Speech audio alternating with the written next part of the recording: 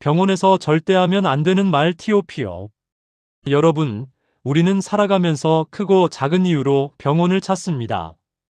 가벼운 감기부터 시작해 정기검진, 갑작스러운 통증, 그리고 사랑하는 가족을 지켜주기 위해서까지 병원은 늘 우리 곁에 있습니다. 병원에 가면 의사와 간호사, 약사와 같은 의료진이 우리를 맞이해 주지요. 그들의 존재는 우리에게 안정감을 주지만 동시에 진료실이라는 공간은 언제나 낯설고 긴장되는 자리이기도 합니다. 진료실에 들어서면 의사가 묻습니다. 어디가 불편하세요? 우리는 그 순간 무슨 말을 해야 할지 망설이기도 하지요. 어쩌면 너무 사소한 증상 때문에 왔나 싶기도 하고, 혹은 심각한 건 아닐까 두려움도 듭니다. 그런데 여러분, 혹시 아셨나요? 진료실에서 무심코 던진 한마디가 의사의 마음을 다치게 할 수도 있고, 심지어 우리의 진료 경험 전체에 영향을 줄 수도 있다는 사실을요. 말은 생각보다 큰 힘을 가지고 있습니다. 그 한마디가 의사와 환자의 관계를 따뜻하게 만들 수도 있고, 반대로 차갑게 만들 수도 있습니다. 오늘은 바로 그 이야기를 함께 나누고자 합니다. 병원에서 절대 하면 안 되는 말 TOP요.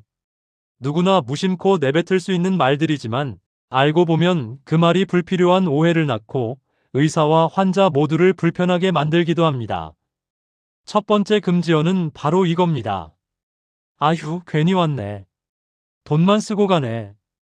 여러분, 혹시 이런 말 해보신 적 있으신가요? 큰 병이 아니라 다행이라는 마음에서 나온 말일 수도 있고, 괜히 시간을 허비했다는 투정일 수도 있습니다. 하지만 의사의 입장에서 이 말은 전혀 다르게 들립니다. 내 진료가 아무 소용없다. 내가 괜히 시간을 허비했다. 이렇게 들릴 수 있는 것이지요. 의사라는 직업은 늘 긴장 속에 있습니다. 혹시라도 환자의 증상을 놓치면 큰일이 될 수 있기에 단순한 증상 하나에도 여러 가능성을 열어두고 진료합니다.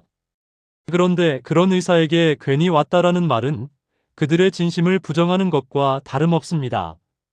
사례 하나를 말씀드리겠습니다. 60대 김모 어르신이 있었습니다. 어느 날 가슴이 답답하고 왼쪽 팔이 저린 듯한 증상이 나타났습니다. 주변 사람들은 혹시 심장에 문제가 있는 건 아닐까 걱정하며 응급실에 모시고 갔습니다. 의사는 긴장하며 심전도 검사, 혈액 검사, 흉부 X선까지 여러 가지 검사를 진행했습니다. 다행히 큰 이상은 없었고 단순한 근육통으로 판명되었습니다. 의사는 안도의 한숨을 쉬며 말씀드렸습니다.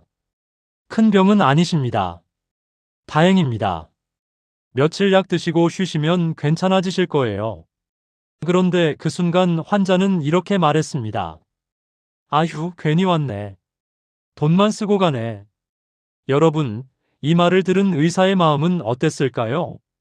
환자를 위해 긴장하며 밤낮 없이 노력하는 의사에게 그 말은 마치 당신의 진료는 아무 의미가 없었다라는 메시지로 다가옵니다.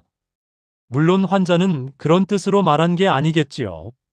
하지만 상대방이 어떻게 받아들이느냐에 따라 관계는 크게 달라질 수 있습니다. 또 다른 사례를 들어보겠습니다. 정기 건강검진을 받으러 온 50대 여성분이 있었습니다. 이분은 평소 건강에 자신이 있었지만 남편의 권유로 억지로 검진을 받으러 오셨습니다. 검사 결과 큰 이상은 없었고 의사가 건강하게 잘 관리하고 계십니다. 앞으로도 지금처럼 생활하시면 됩니다. 라고 말씀드렸습니다. 그러자 환자는 농담처럼 말했습니다. 아이고, 괜히 왔네. 헛돈만 썼네. 그 말에 의사는 씁쓸한 미소를 지을 수밖에 없었습니다. 검진을 준비하고 결과를 확인하며 환자를 위해 시간을 쏟은 모든 과정이 한순간에 무가치하게 느껴졌을 테지요. 여러분, 혹시 가족 중에 누군가 이런 말을 했다면 어떤 기분이 드시겠습니까? 정성껏 준비한 밥상을 내밀었는데 가족이 괜히 차렸네, 먹을 것도 없네라고 말한다면 서운하지 않으시겠습니까? 병원에서 의사가 느끼는 마음도 이와 다르지 않습니다. 그렇다면 어떻게 말하는 게 좋을까요? 큰 병이 아니라 다행입니다. 감사합니다, 선생님. 이 한마디면 충분합니다.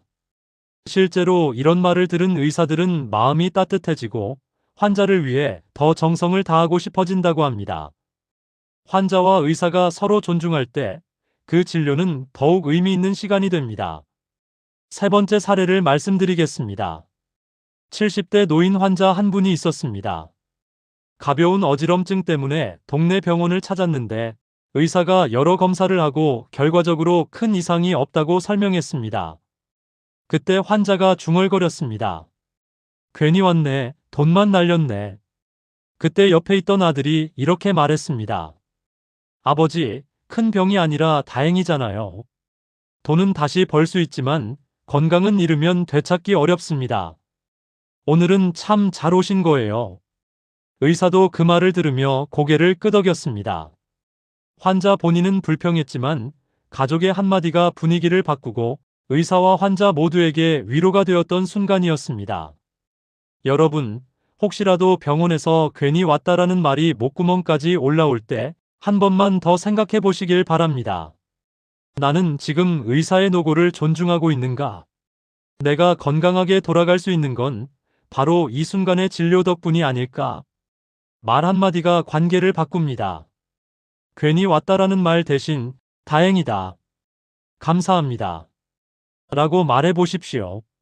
그 작은 차이가 의사와 환자의 관계를 따뜻하게 만들고 나아가 우리의 삶을 더 안전하게 지켜줄 것입니다. 두 번째 금지어는 바로 이겁니다. 인터넷에 보니 요즘은 누구나 스마트폰을 손에 쥐고 삽니다. 궁금한 증상이 생기면 검색창에 입력하고 수많은 블로그 글과 영상들을 만날 수 있습니다. 그래서인지 진료실에서 흔히 이런 대화를 나누곤 합니다. 선생님, 제가 인터넷에서 찾아봤는데요. 이게 암일 수도 있대요. 어제 유튜브 보니까 이런 증상은 위험하다던데요. 환자는 불안해서 또는 궁금해서 그렇게 말하는 것이지만 의사의 입장에서는 전혀 다르게 들릴 수 있습니다. 내가 쌓아온 전문성은 인터넷 글보다 못하다. 환자는 이미 다른 결론을 내려놓고 내게 확인만 하러 왔다. 이렇게 느껴질 수 있지요. 실제 사례 하나를 말씀드리겠습니다. 40대 딸이 어머니를 모시고 내과에 왔습니다. 어머니는 속쓰림을 호소했고 의사는 위내시경 검사를 권했습니다. 딸은 검사 결과가 나오기도 전에 이렇게 말했습니다. 인터넷에서 보니까 이런 증상은 위암일 수도 있다는데요. 혹시 그런 건 아닌가요? 검사 결과는 단순한 위험이었습니다. 하지만 이미 불신의 씨앗이 뿌려져서 의사와 보호자의 대화는 계속 삐걱거렸습니다. 또 다른 사례도 있습니다. 50대 남성이 두통 때문에 신경외과를 찾았습니다. 의사가 진료를 시작하려는 순간 환자가 말했습니다. 선생님, 인터넷에서 찾아보니까 이런 경우 뇌종양일 수도 있대요. 혹시 제가 그런 거 아닐까요? 물론 불안한 마음에서 나온 말이었지만 의사는 순간적으로 환자의 말을 듣고 마음이 무거워졌습니다. 검사 결과 단순 긴장성 두통이었지만 환자는 의사의 말을 듣기보다 자신이 본 인터넷 글을 더 신뢰하는 듯 보였습니다. 여러분, 인터넷은 정보의 바다입니다. 하지만 그 안에는 검증되지 않은 내용도 많습니다. 누군가의 개인 경험담이 마치 보편적 사실처럼 쓰여 있고 광고성 글이나 과장된 제목이 불안을 키우기도 합니다. 머리가 아프면 뇌출혈일 수 있다. 속쓰림은 암의 전조일 수 있다. 이런 말은 과장일 뿐 대부분은 단순한 증상일 때가 많습니다. 그렇다고 인터넷을 보지 말라는 건 아닙니다. 정보를 찾는 건 나쁘지 않습니다. 다만 진료실에서는 이렇게 바꿔서 말하는 게 좋습니다. 제가 인터넷에서 이런 얘기를 봤는데 선생님은 어떻게 생각하시나요? 이렇게 질문하면 의사는 존중받는다고 느끼고 더 자세하고 친절하게 설명해 줄 수 있습니다. 세 번째 사례를 들어보겠습니다. 한 30대 여성이 산부인과에 왔습니다. 불규칙한 생리주기로 걱정이 많았던 그녀는 이미 인터넷을 통해 수십 개의 글을 읽고 왔습니다. 의사가 증상을 묻자 그녀는 이렇게 말했습니다. 제가 찾아보니까 다낭성 난소 증후군 같아요. 인터넷에 보니 딱 제 증상이랑 똑같거든요. 하지만 실제 검진 결과는 단순 호르몬 불균형이었습니다. 환자는 오히려 인터넷 정보 때문에 더 큰 불안을 겪은 것이지요. 여러분, 의사도 사람입니다. 환자가 정보를 찾아보는 것 자체를 나쁘게 보지는 않습니다. 하지만 인터넷에서 본이라는 말이 반복되면 의사는 자신이 존중받지 못한다고 느끼고 환자와의 관계에 거리를 두게 됩니다. 진료실은 인터넷 게시판이 아닙니다. 그곳은 바로 여러분과 의사가 함께 답을 찾아가는 공간입니다. 따라서 인터넷 정보를 인용하기보다는 선생님께 제일 믿음이 갑니다. 이건 어떻게 봐야 할까요? 이런 질문이 여러분의 건강을 지키는 가장 현명한 방법입니다. 세 번째 금지어로 넘어가겠습니다. 약 좀 많이 주세요. 혹시 이런 말 해본 적 있으신가요? 다음에 또 병원 오기 귀찮아서 혹은 약이 떨어지면 불안해서 우리 입에서 쉽게 나올 수 있는 말이지요. 하지만 의사의 입장에서는 이 말이 상당히 곤란합니다. 보험 규정상 정해진 양 이상을 줄 수 없기도 하고 무엇보다도 약을 과하게 복용하면 부작용 위험이 크기 때문입니다. 실제 사례 하나를 말씀드리겠습니다. 50대 이모 씨는 만성위염 환자였습니다. 진료 도중 이렇게 말했습니다. 선생님, 약을 좀 넉넉히 주세요. 혹시 모르니 집에 쌓아두려고요. 의사는 곤란했습니다. 약은 보관 기간이 지나면 효능이 떨어지고 오히려 해로울 수도 있습니다.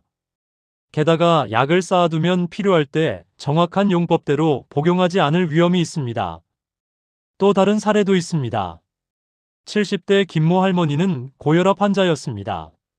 한 번은 진료실에서 이렇게 말했습니다. 저는 자식들하고 같이 살아서 늘 정신이 없어요.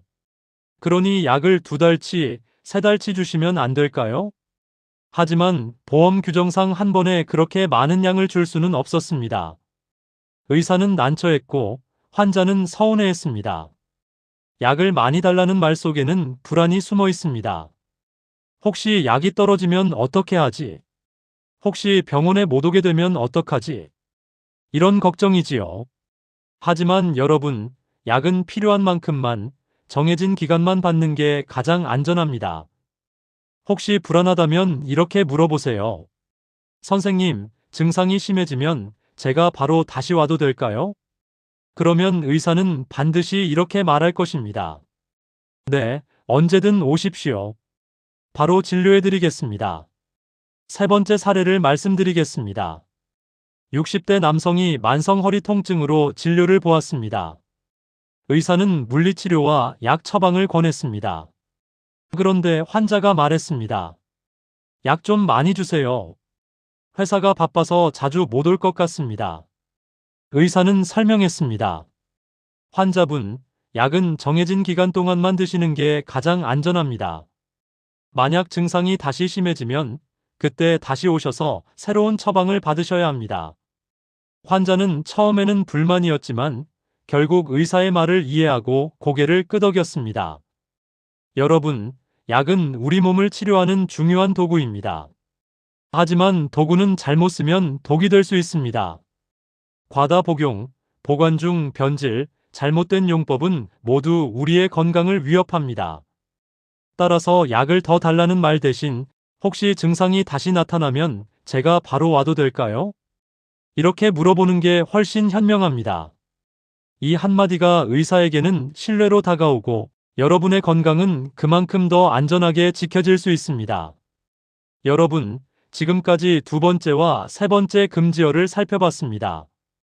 혹시 여러분도 진료실에서 이런 말을 해본 적 있으신가요? 공감되는 경험이 있다면 댓글로 남겨주세요. 여러분의 이야기가 다른 분들께 큰 힘이 될 수 있습니다. 그리고 오늘 말씀드린 내용은 짧게는 쇼츠로, 길게는 이롱폼 영상으로 준비되어 있습니다.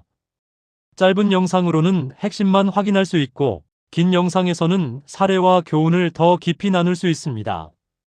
네 번째 금지어는 바로 이겁니다. 다른 의사는 이렇게 말하던데요. 여러분, 혹시 이런 말 해보신 적 있으신가요?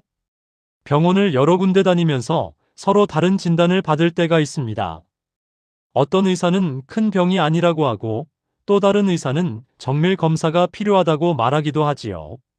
환자는 혼란스러워지고 결국 다른 의사들의 말을 비교하면서 새로운 의사에게 묻게 됩니다. 다른 병원에서는 이렇게 말하던데 선생님은 왜 다르게 말씀하시나요? 이 말은 환자 입장에서는 당연히 할 수 있는 질문입니다. 하지만 의사의 입장에서는 마치 시험을 보는 기분이 됩니다. 내 진단이 틀리면 어쩌지? 환자는 이미 다른 의사를 더 신뢰하고 있는 건 아닐까? 이런 부담을 느끼게 되지요. 실제 사례 하나를 말씀드리겠습니다. 70대 박 모 어르신은 무릎 통증으로 병원을 여러 군데 다녔습니다. 첫 번째 병원에서는 단순한 퇴행성 관절염이라고 했습니다. 두 번째 병원에서는 물리치료와 주사치료를 권했습니다. 세 번째 병원에서는 인공관절 수술까지 고려해야 한다고 했습니다. 이 어르신은 세 번째 병원에서 의사에게 이렇게 물었습니다.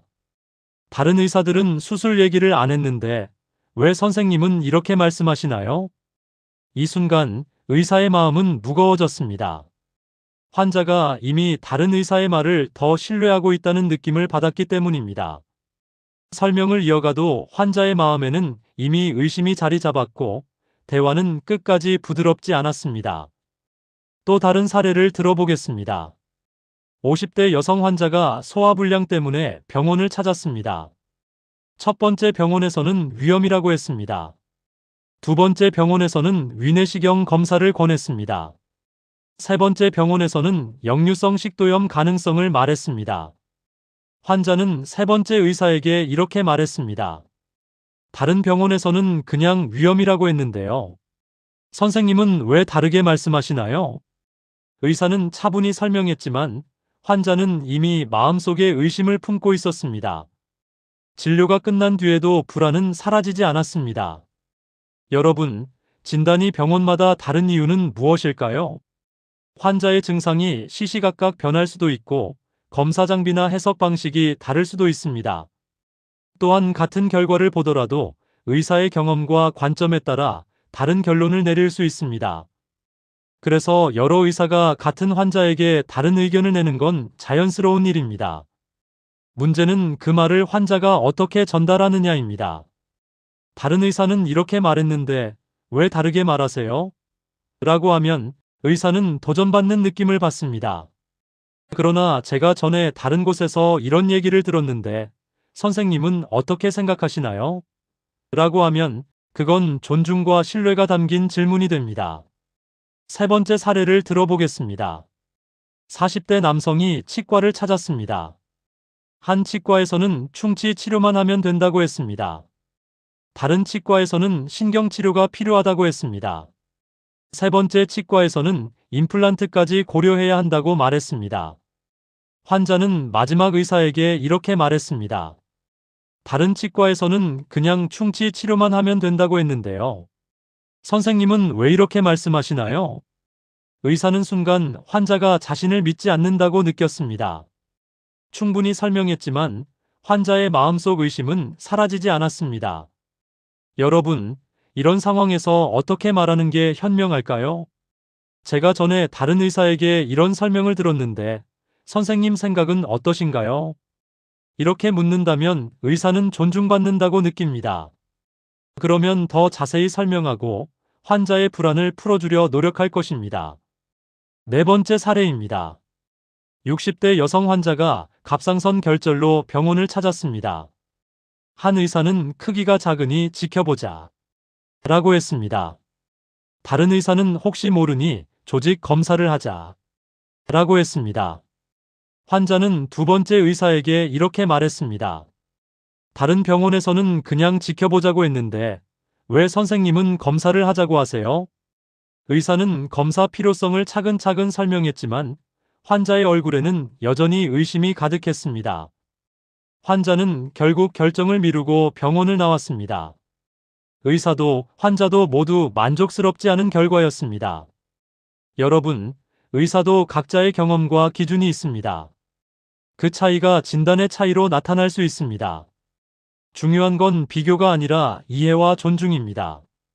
환자가 존중의 태도로 질문하면 의사는 기꺼이 자신의 생각을 더 자세히 풀어줄 것입니다. 5번째 사례를 말씀드리겠습니다. 30대 여성이 피부과에 왔습니다. 피부 트러블 때문에 3군데 병원을 돌며 상담을 받았고 마지막 병원에서 의사에게 이렇게 물었습니다. 다른 병원에서는 약만 바르면 된다고 했는데 왜 선생님은 레이저 치료를 권하세요? 의사는 순간 당황했습니다. 환자가 이미 다른 병원의 진단을 더 신뢰하고 있는 듯 보였기 때문입니다. 의사는 성심껏 설명했지만 환자는 여전히 혼란스러워했습니다. 여러분, 혹시 이런 경험이 있으신가요? 병원을 여러 군데 다니면서 각기 다른 이야기를 들을 때 누구 말을 믿어야 할지 혼란스러울 때가 있습니다. 그럴 땐 이렇게 생각해 보세요. 의사마다 다른 의견을 내는 건 자연스러운 일입니다. 그 차이를 통해 오히려 더 넓은 시각을 얻을 수도 있습니다. 하지만 그 차이를 그대로 비교하며 전달하면 의사와의 관계가 틀어질 수 있습니다. 존중과 신뢰의 언어를 사용하면 의사도 더 성의껏 여러분을 대할 것입니다. 여러분, 지금까지 4번째 금지어를 살펴봤습니다. 혹시 여러분도 진료실에서 다른 의사는 이렇게 말하던데요? 라는 말을 해보신 적 있으신가요? 그 말이 어떤 결과를 가져왔는지 기억하시나요? 공감되는 경험이 있다면 댓글로 나눠주세요. 여러분의 이야기가 다른 분들에게 큰 도움이 될 수 있습니다. 그리고 이 내용은 짧게는 쇼츠 영상으로도 보실 수 있고 더 자세한 사례와 교훈은 긴 영상에서 함께 나눌 수 있습니다. 마지막 5번째 금지어는 바로 이겁니다. 싸게 해주세요. 여러분, 혹시 병원에서 이런 말 해보신 적 있으신가요? 진료비가 부담스러울 때 순간적으로 이런 말이 튀어나오기도 합니다. 하지만 이 말은 의사를 난처하게 만들 뿐만 아니라 환자 자신에게도 좋은 결과를 가져오지 못합니다. 실제 사례 하나를 들어보겠습니다. 70대 어르신이 동네 병원을 찾았습니다. 진료를 마치고 계산대에서 이렇게 말씀하셨습니다. 내 형편이 어려우니 좀 싸게 해주면 안 되겠소? 직원은 난처해하며 보험 적용 여부를 다시 설명했고 결국 진료비는 그대로 결제되었습니다. 환자는 서운한 마음으로 병원을 나섰습니다. 하지만 사실 이분이 조금만 더 물어봤더라면 받을 수 있는 국가 지원 제도가 있었습니다.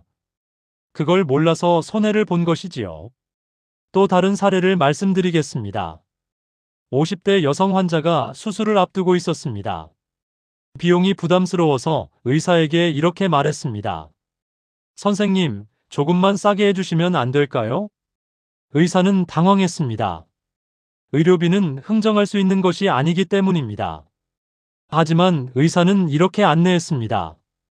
환자분, 대신 보험 혜택이나 지원 제도를 확인해 보시면 도움이 될 수 있습니다. 환자는 그제서야 다른 방법을 찾을 수 있었지요.